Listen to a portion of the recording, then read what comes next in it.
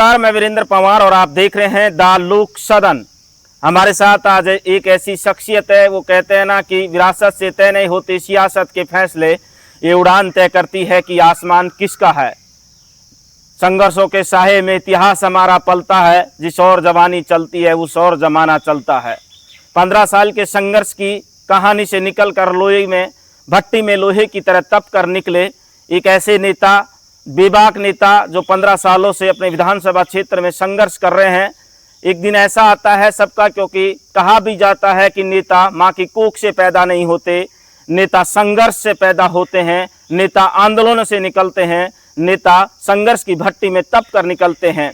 कल जब उनका दिन आया तो ऐसा दिन आया कि राजस्थान के तमाम नेता, चाहे वो अशोक गहलोत हो, दिग्गज नेता, 3 बार के मुख्यमंत्री रहे, चाहे वो सचिन पायलट हो, दिग्गज कांग्रेस के नेता प्रतिपक्ष टीकाराम जूली, और कांग्रेस के चीफ गोविंद सिंह डोटासरा भी उनके लिए मैदान में उतरे, चाहे वो अलवर के नेता भंवर जितेंद्र सिंह हो, तमाम नेता उनके लिए मैदान में उतरे।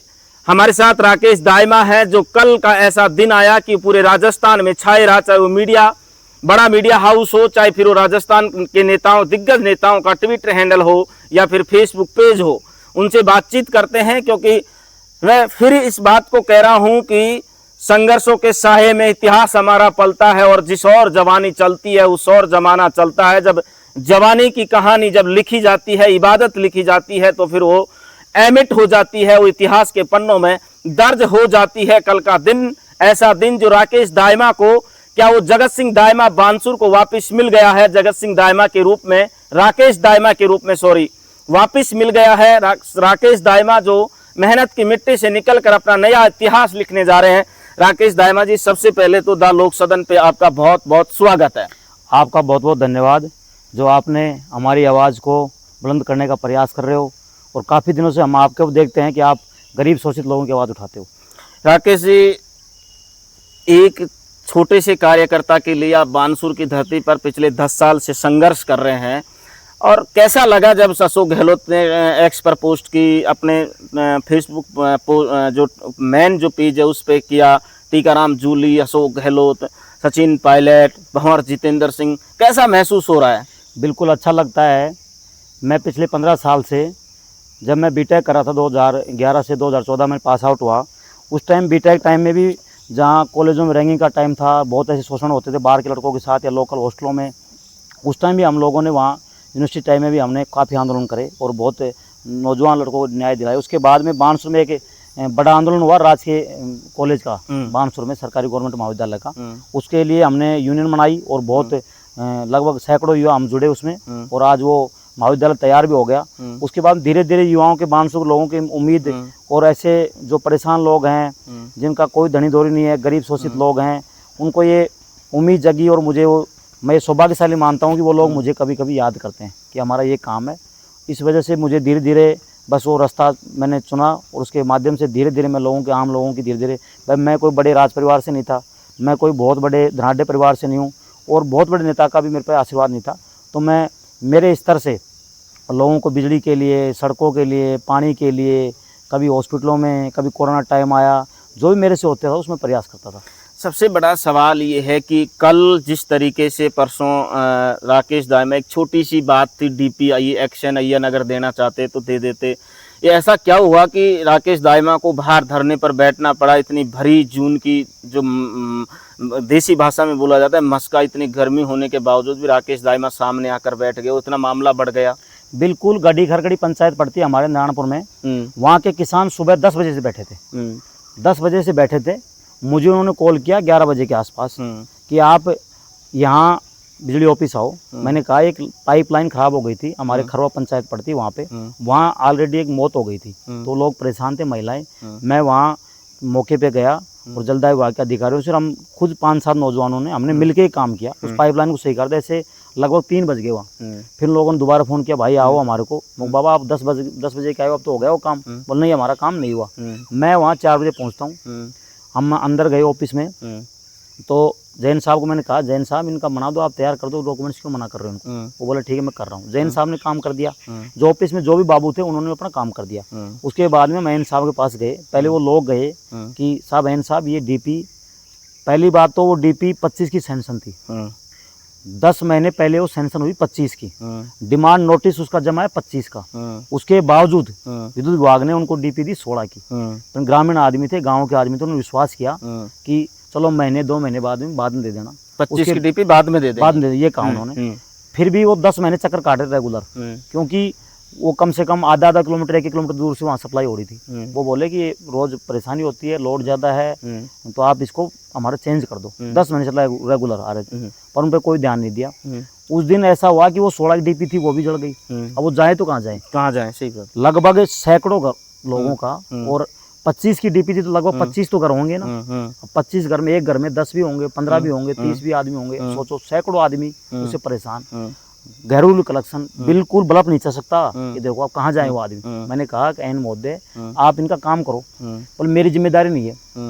वो जिम्मेदारी किसकी है? बोले सैंक्शन होगी, सैंक्शन करने वाले आप ही तो, आप सैंक्शन आप करोगे, ये हमारे को क्या पता, मेरी जिम्मेदारी नहीं, मैं नहीं करूँगा। वो ऐसे तो सब कैसे काम चलेगा, कहाँ जाए हम, बताओ। हम आके बाहर बैठ गए तो कहता है ऐसे नहीं चलेगा, अब कांग्रेस का राज नहीं है। ये कहा, वो वीडियो में भी आ रहा है, कह रहा है कि अब कांग्रेस का राज नहीं है। हमने कहा कांग्रेस बीजेपी से मतलब ही नहीं हमारे को, हम तो डिमांड नोटिस जमा कराते हैं, बिल हमारा जमा है, कोई बिल बकाया हो तो वो बता, हमारे को डीपी दे दे भाई। हमने कहा जैन महोदय हमारा इस बात से विषय नहीं है। वो कभी कह रहा निर्मल चौधरी की बात आ गई, कोई निर्मल की बात नहीं, वहाँ कोई बीजेपी कांग्रेस की बात नहीं। वो वहाँ बीजेपी के भी लोग थे, कांग्रेस के भी लोग थे, और वो किसान थे। मैं इस बात को फिर जोर से कह रहा हूँ, इस बात पे गौर करो आप कि जो बिजली का बिल जमा कराता है किसान, विद्युत विभाग उसको डीपी देता है, तो उस टाइम बीजेपी कांग्रेस से थोड़ी उसको बीजेपी का अलग देगा, कांग्रेस को अलग देगा। और आज लगभग इस घटना को 4-5 दिन हो गए, कोई भी प्रशासन का अधिकारी और कोई भी हमारे क्षेत्र के जनप्रतिनिधि या सरकार में कोई भी ऐसा जिम्मेदार अधिकारी आके ये नहीं बोल रहा या उस पर कार्रवाई कर रहा कि इस आदमी ने। आपकी क्या मांग है? कि हमारी ये मांग है, ऐसे जो भ्रष्ट अधिकारी है उसको तुरंत बर्खास्त किया जाए। उसका कोई हक नहीं है नारायणपुर नौकरी करने का, और मैं नारायणपुर नहीं पूरे राजस्थान में ऐसे आदमी को कहीं भी फील्ड में नौकरी करने का, नहीं तो वो किसानों के साथ ये दुर्व्यवहार करेगा।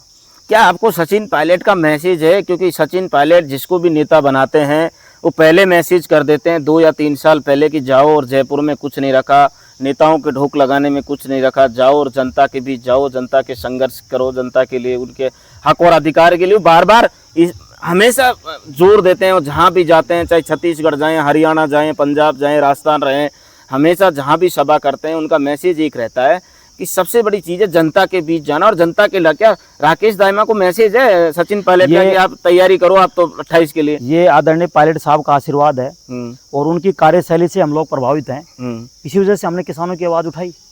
भाई आज हम रोज पानी की, बिजली की, सड़कों की, ये बात आदरणीय पायलट साहब से प्रभावित होकर शुरू से ही आदरणीय पायलट साहब किसानों की आवाज़ को बुलंद करते रहते हैं। उन्हीं की कार्यशैली से प्रभावित होकर के हम उनको नेता मानते हैं, तो उसी लिए हम भी ये काम कर रहे हैं भाई, जो किसान पीड़ित है उनकी मदद करें। दूसरी चीज़ ये निकल कर आती है, 4 से आप कह रहे हो 4 से 5 दिन गुजर गए लेकिन सरकार ने कोई एक्शन नहीं लिया। सचिन पायलट का ट्वीट आता है, टीकाराम नेता प्रतिपक्ष का ट्वीट आता है, उसके बावजूद अभी IN एक्शन पे कोई कार्रवाई नहीं। पूरे राजस्थान में किसान कौम को चाहने वाले लोग, कांग्रेस नहीं, किसान कौम को चाहने वाले लोग और भारतीय जनता पार्टी के लोगों को भी भावना है कि ये इतनी अभद्र भाषा तो आज तक किसी अधिकारी ने नहीं करी। तो ऑन रिकॉर्ड बोल रहा है भारतीय जनता पार्टी की भाषा। हाँ, वीडियो आ रही है उसमें। क्या वजह है उसको भाई? क्या तो फिर इतनी उससे प्यार है उस अधिकारी से तो उसको भारतीय जनता पार्टी का पट्टा पहरा के चुनाव लड़ना चाहिए। ऐसे योग्य अधिकारी को मैं तो निवेदन करना चाहूंगा भारतीय जनता पार्टी के लोगों से कि उसको ऐसे योग्य अधिकारी को चुनाव लड़ना चाहिए और बहुत आगे जाएगा। वो उसी को अब की बार स्टार प्रचार राजस्थान में उसी को बनाना, नितिन गुप्ता को बनाना चाहिए, बीजेपी को उसी को नितिन गुप्ता को स्टार प्रचार बना के भेजना चाहिए। वो देखो फूलों की माला पहनाएंगे, जूतों की माला पहनाएंगे, पता लगेगा फिर उसको। आप हमेशा किसानों की लड़ाई लड़ते हो, कभी आप नारायणपुर आते हो, कभी बानसूर, चाहे हॉस्पिटल का मामला हो, अभी मैंने देखा था कुछ दिन पहले आपने संघर्ष किया। क्या मोटो है 2028 को लेके राकेश दाइमा? क्या 2028 में चुनाव लड़ने जा रहे हैं? हमारा मेन उद्देश्य ये है कि बानसूर का किसान और नौजवान खुशहाल रहे, वो इतना सक्षम हो कि किसी अधिकारी से और जो सत्ता में लोग बैठे हैं उनसे अपना क्वेश्चन कर सके, अपने हक अधिकार की बात कर सकते। जो कभी जनता लायक समझेगी चुनावों की बात अलग है, यदि कोई मौका मिलेगा और जनता मौका देगी चुनाव भी लड़ेंगे। पर प्रथम उद्देश्य ये है कि हमारे बानसूर का नौजवान और किसान सक्षम हो और अपने हकों का अधिकार की बात कर सके। फोन आया किसी नेता का, टीकाराम जूली का, भंवर जितेंद्र का, सचिन पायलट का, अशोक गहलोत का? बिल्कुल सब लोगों के फोन कॉल भी आ रहे हैं, मैसेज भी आ रहे हैं, और जो किसान को चाहने वाले लोग हैं वो सब साथ हैं। क्या कह रहे हैं फोन करके नेता, क्या बोल रहे हैं? वो तो ये कह रहे हैं किसानों की आवाज़ बुलंदी उठाओ, हम आपके साथ हैं। तो आज क्या जयपुर में नेताओं से मिलने जा रहे हो? मैं जा रहा हूँ CMD के पास, विद्युत विभाग के पास, इस चोर अधिकारी पे कार्रवाई कराने के लिए। वहाँ मिलेंगे। क्या कहेंगे आप वहाँ जाके? मेरे पास पूरी फाइल है जिसमें लगभग 2014 10 साल पहले की, 2023, 2024, 2022 ऐसे लगभग विधवा महिलाएं, रिश्वत जिन्होंने ली उनके स्क्रीनशॉट, ऑन रिकॉर्डिंग, वो सब चीज़ें हैं, वो लेके हम जा रहे हैं। और फिर भी अधिकारी नहीं करेंगे तो फिर उग्र आंदोलन होगा, उसका जिम्मेदार यहाँ राजस्थान का प्रशासन होगा। और क्या मुद्दे हैं बानसूर के जो मैं ये कहूँगा कि विधायक रहते हुए या कांग्रेस के विधायक रहे हों या बीजेपी के वर्तमान में विधायक हों, ऐसे क्या मुद्दे हैं जिनको लेकर राकेश दाइमा सड़कों पर आएगा, जनता के लिए लड़ेगा, और कौन कौन से मुद्दे लगते हैं अभी आपको? हमारे आपने देखा होगा, अभी बामनवास काकड़ की महिलाएं, सैकड़ों महिलाएं पानी के लिए, पानी की बहुत बड़ी प्रॉब्लम हमारे उधर रामपुर बेल्ट में। अभी देखा हो वन विभाग ने मंदिर तोड़ रहे हैं, एक तरफ वन विभाग मंदिर तोड़ रहा है, एक तरफ सरिस्का ओठल बनवा रहा है वन विभाग की। अभी तालवृक्ष जो धाम हमारा, उसकी हालत आप देख सकते हो, जो इतना पवित्र स्थान, जो प्राकृतिक स्थान है, प्राकृतिक कुदरत, जो गर्म पानी का और ठंडा पानी का कुंड पूरे हिंदुस्तान में कहीं नहीं है, उसकी हालत वन विभाग ने कैसे कर दी?